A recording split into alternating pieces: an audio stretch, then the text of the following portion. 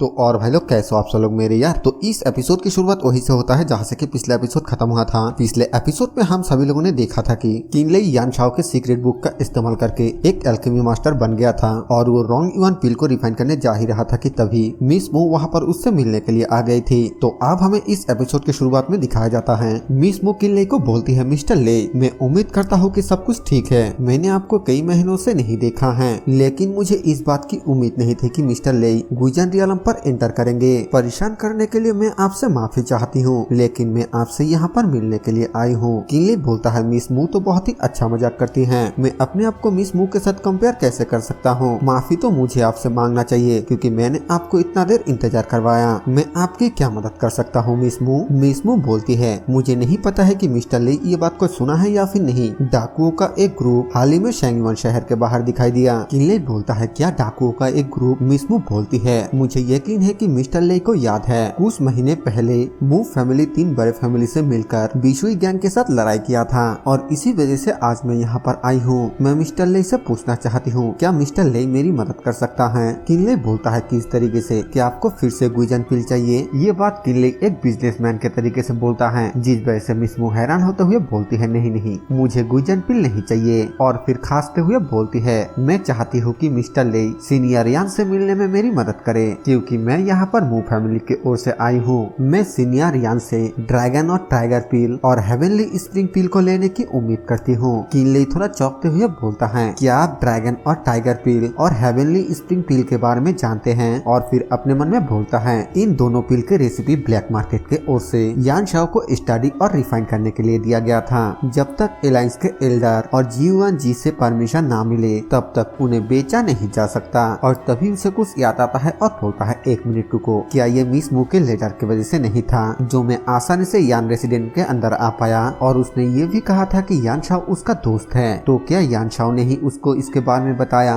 मू यूडान, ऐसा लगता है कि ये औरत बिल्कुल भी सिंपल नहीं है। ये सब कुछ सोचने के बाद किनले मिस मू से पूछता है, तो आपको ड्रैगन और टाइगर पिल और हेवनली स्प्रिंग पिल क्यों चाहिए? तो यहाँ पर मिस मू कुछ भी ना छुपा कर धीरे धीरे सब कुछ किनले को खुलकर बता देती है और इससे ये पता चलता है कि मू फैमिली जियान के वजह से बिशुई गैंग के साथ फाइट कर रहा है, क्योंकि जिन लोगों को बिशुई गैंग बंदी बनाकर लेकर गया था उन सभी को बचा लिया गया था, जिसके वजह से माई का मौत का बदला कभी नहीं लिया गया। इसके बजाय मा चैन अचानक महीनों के लिए गायब हो गया। लेकिन अभी कुछ दिनों पहले अननोन फोर्स का एक ग्रुप अचानक सामने निकल आया। हर जगह पर तबाही और लूटपाट मच गया। सिर्फ कुछ ही दिनों के अंदर उन लोगों ने दूसरों के अनगिनत रिसोर्सेज को लूट लिया है। जांच करने पर यह पता चला कि उस गैंग का लीडर और कोई नहीं बल्कि मा चैन था। दरअसल इन कुछ दिनों में मा चैन सभी डाकुओं को इकट्ठा किया और उन्हें खुला छोड़ दिया था और ब्लड अलायंस नाम का एक ऑर्गेनाइजेशन बनाया। ये तो नहीं पता है कि वो लोग कहाँ पर हैं और कितने लोग हैं, लेकिन उन्हें कुछ गुइजन रियलम के मास्टर मिला। बिशुई गैंग की ताकत और फेम बिल्कुल दोपहर के गर्मी जैसा था।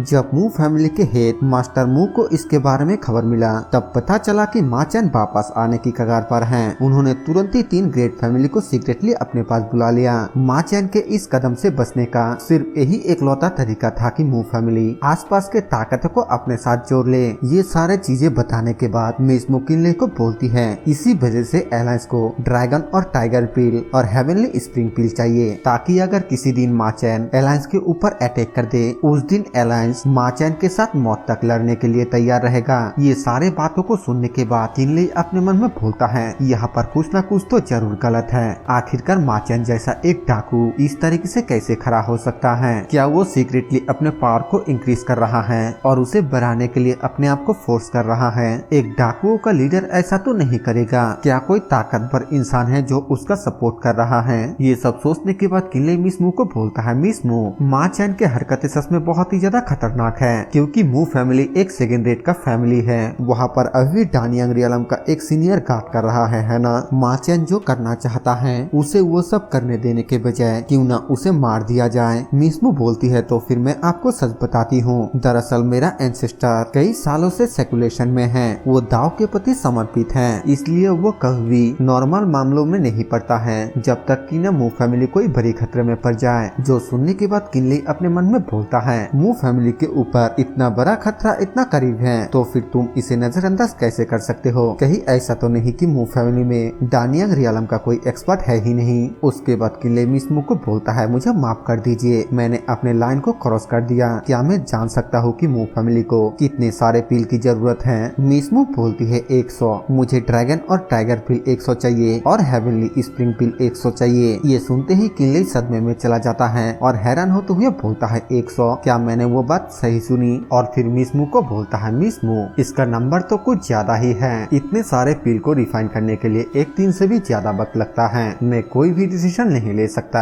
और अपने मन में बोलता है इतनी बड़ी बात पर जू युआन जी से जरूर डिस्कस करना चाहिए, वरना वो चीजों को मेरे लिए बहुत मुश्किल बना देगा। लेकिन मिसमू किनले को बोलती है इसीलिए तो मैं चाहती हूँ कि आप सीनियर यान से बात करें। किनले बोलता है ठीक है, तो फिर मैं ये जरूर कोशिश करूंगा कि क्या मैं अपने मास्टर से कॉन्ट्रैक्ट कर सकता हूँ या फिर नहीं। लेकिन मैं उम्मीद करता हूँ कि मिसमू भी इसके लिए तैयार रहेंगे। ये सुनकर मिसमू किनले को थोड़ा हैरानी के साथ देखने लगती है और किनले आगे बोलता है क्योंकि मेरे मास्टर के पास इस वक्त करने के लिए दूसरे काम भी हो सकता है। भले ही मास्टर इसके लिए तैयार हो जाए और पिल को तुरंत ही रिफाइन करना शुरू कर दे, लेकिन फिर भी 10 दिन के नीचे इतने सारे पिल को रिफाइन करना मुमकिन नहीं है। मिसमू अपने स्टोरेज बैग से कुछ बाहर निकालते हुए बोलती है हाँ मैं जानती हूँ, लेकिन प्लीज सीनियर यान को बता देना कि अगर वो सहमत है तो जितनी जल्दी कीमत के बात हो उतना बेहतर होगा। हमें दिखाया जाता है कि मिसमू बहुत सारे स्पिरिचुअल स्टोन और गोल्ड को बाहर निकाला है। वो आगे बोलती है कीमत की बिल्कुल भी चिंता मत करना, जब तक मू फैमिली इसे हासिल कर सकता है कोई भी प्रॉब्लम नहीं होगा। किनले बोलता है ठीक है, मैं मू फैमिली के फीलिंग को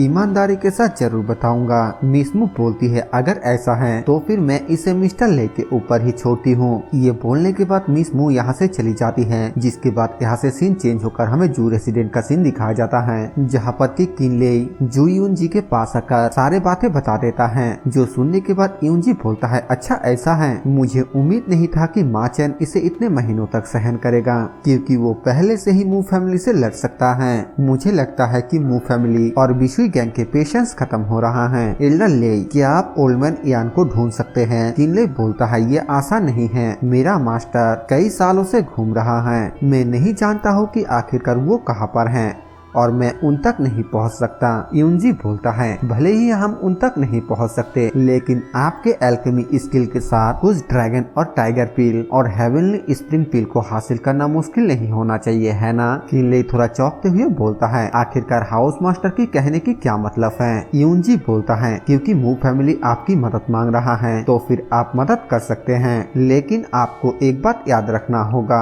आप जो कुछ भी करेंगे वो आपके अकेले का होगा। इसके ब्लैक मार्केट के अलायंस के साथ कोई भी लेना देना नहीं है। और इसी सीन के साथ ये वाला एपिसोड यहीं पर खत्म हो जाता है। वीडियो पसंद आए तो वीडियो को लाइक कर देना, चैनल पर नए हैं तो सब्सक्राइब कर देना। मैं मिलूंगा आप सभी से एक और नए वीडियो के साथ, तब तक के लिए बाय बाय।